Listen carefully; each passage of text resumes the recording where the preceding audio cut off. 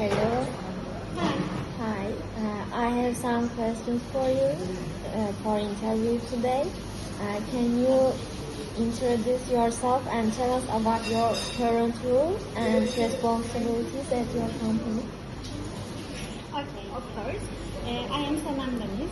I'm an architect with a master's degree in architecture. Especially, I was working in digital acoustic reconstruction and heritage acoustics. And I completed my undergraduate study in Yıldız Technical University. And then I got my master's degree in İzmir Institute of High Technology. During my academic journey, I participated in some Erasmus studies at Turin in my master's term, and where I could specialize my skills in architectural acoustics and can learn something more about space and acoustics. Okay. And my current role in Fabricate Architects, I'm working as a project leader, and I'm using mostly Revit and having role in BIM workflows. Okay, so cool. Why did you choose to study architecture and what inspired you? Oh, yeah, it's a little bit complicated. First of all, architecture gives me an inspiration to different files where I can see my horizons unlimited. It sounds like but what I mean, for example, I can learn different things and can apply them in different files, and also it takes my attention because it has to do human life. It really affects our daily life, and we are presenting at the end of the process. We are presenting a permanent structure, so this will remain long years, and it's very important. Yeah, I think that's why I want to touch people's life, and I want to affect their daily life and their how they feel their experience. So the control makes me go to this direction. Third question is, what was the most challenging part of studying architecture? There are many challenging parts, but the most challenging part is in professional life or education. During education, you mean? Two of them. Two of them. In the education, during my education, the most challenging part was the time and final work competition. Like it was like deadlines. Like deadlines. Yes. It was really hard to reach the deadlines for me. Most of the students was like me, and we were really try to catch the time and make our delivery. It was really challenging because it's affecting the quality of the work at the end. But well, every architecture student is faced with this challenge. Anyway, in professional life, it is similar also, but also your work should be perfect this time, and you have more responsibility. You have responsibility to your colleagues, to your boss, to yourself at first. So yeah, this is the most challenging part for me, working in crowded environments and focusing on your work to finalize it as perfect. It's really difficult. Okay. What advice would you give the architecture students and early career architects?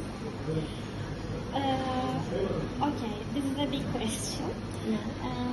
I can say that architecture is a very big book. They should, if I were them, I could I try to find my special interest because it's really wide area. You can do management things, you can do design, just design. You can be an application architect. Like, you can do application projects, or you just do detail projects, or you can give consultancies to the other architects. So what inspires you more, you should select at the beginning, because otherwise you don't want to lose your time in the professional career. Because it can be too late. After 2 or 3 or 4 years, you can feel yourself lost in the process. That's why in the beginning the critical thing is finding your way. So this requires a big research, I think. Reading different things about architecture and your direction, to find your direction between these research. Okay. I can say. I remember that.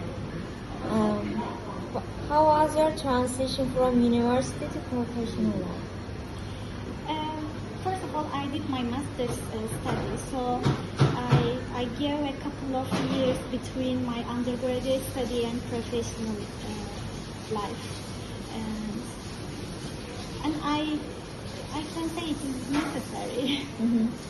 But most of the people in professional life can say you don't need to do masters. But in Europe, they require master's studies. In Turkey, maybe not. But I enjoyed the masters. So, yeah. Okay. What does a typical day look like as an architect? As an architect in the private sector. Yeah. Okay. We have constant schedules, never-ending schedules. You are like racing. You are in a race with yourself, because I am waking up in the early at the morning. Then sometimes I don't have any time to have breakfast, and I have to focus on something where I stayed. For example, from Friday to Monday, I want to. I am staying focused on. I stay focused on what I will do at that day and what I can finish. My day just working and our lunch breaks and traffic jam. Yeah, Istanbul. Yeah, in Istanbul. This is the truth. Yeah. And every day can pass the same. Like, routine is really common in our sector. What skills do you think are essential for a successful architect? An architect should be resilient to the hard conditions and should be able to perform well their work at the end. So I think an architect should handle different issues in a short time, even though in a stressful conditions. It doesn't change from education to a private sector. So this stability in the mood and psychological strength. Stress management. Stress management, yes, exactly. Yeah. Yeah. I And don't also- have that. I always stress it. Well, it's like muscles. We need to Yeah. strengthen. I also don't have too much. But also, an architect should be a person who widens the people's mind about design and also the responsibility to our future life, to our environment. So they should read a lot, they should know a lot. And also by the way, the definition of architect differs from one country to another. In Turkey, architects should know everything from the ground to the roof, let's say. But in Europe, for example, they expect only know how to design a studio, for example, how to design a concept. So in Turkey, in our definition, I guess, or a universal definition, architects should know different files, and because they have a responsibility, big responsibility to our future. That's why they should read a lot. They should know a lot. Yeah. And we need to see what we can do right now. Yeah. Okay. How would you describe your approach, design approach or style? I would prefer designing more fluent structures. And I am interested in parametric design tools and how can I can develop myself in this direction. And also my special interest in architectural acoustics because not just visual impression. I think we are orienting in a space with our experience. So architectural acoustics is my biggest interest, and also parametric design.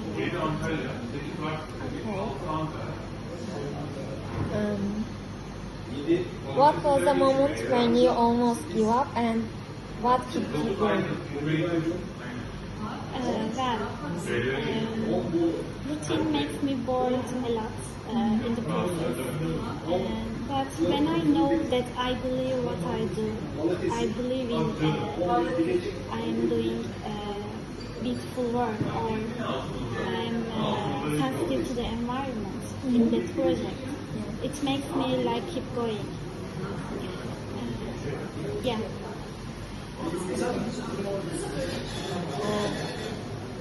Do you still enjoy architecture the same way you did at the beginning? Yeah, I still enjoy architecture, but in my definition. Sometimes what we are doing in private sector doesn't define the real architecture. Yeah. In my definition, architecture is really cool. Okay.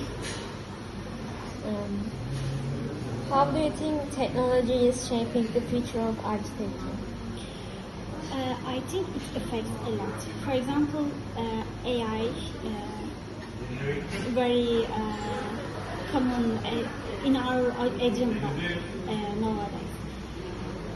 Also, when we are questioning the effectiveness of AI in these days, also other tools continue to improve themselves, like BIM background, software with BIM background, or